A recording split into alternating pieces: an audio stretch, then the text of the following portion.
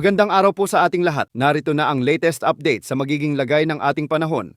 Ngayong araw ng Martes, isang low pressure area ang namataan ng pag-asa sa labas ng ating area of responsibility. At ito ay nasa layong 1,675 kilometro, ilangan ng extreme northern Luzon. Sa ngayon ay mababa naman ang tsansa nitong maging bagyo at posibleng malusaw na sa mga susunod na oras.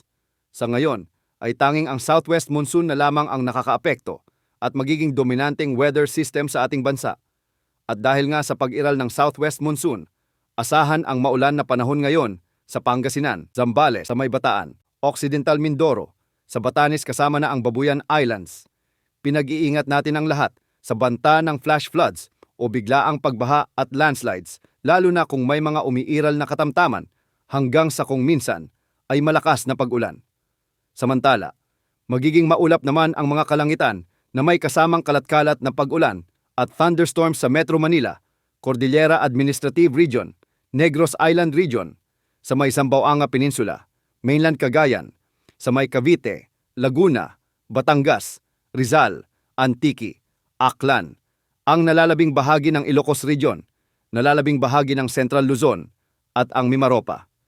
Pinag-iingat natin ang ating mga kababayan sa mga nabanggit na lugar dahil posible ang flash floods o biglaang pagbaha at landslides, lalo na kung may mga umiiral na katamtaman hanggang sa kung minsan ay malakas na pag-ulan.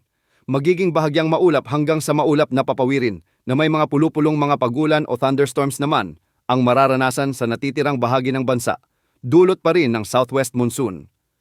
Ngayong araw lalo na pagsapit ng hapon at gabi ay mas mataas ang tsansa ng malalakas na pag-ulan ang inaasahan sa Ilocos Region, Bataan, Zambales, sa ilang bahagi ng Cordillera Administrative Region, Panay Island, Negros Island Region, Mimaropa, Metro Manila, Zamboanga Peninsula, Soxargen, Davao Region at sa Central Luzon, dulot ng pinagsamang epekto ng southwest monsoon at thunderstorms.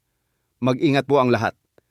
Sa ngayon ay wala namang nakataas na gale warning sa anumang baybaying sakop ng bansa, ngunit matataas na pag-alon pa rin ang inaasahan sa mga karagatang sakop ng western portion ng northern Luzon dahil sa epekto ng habagat.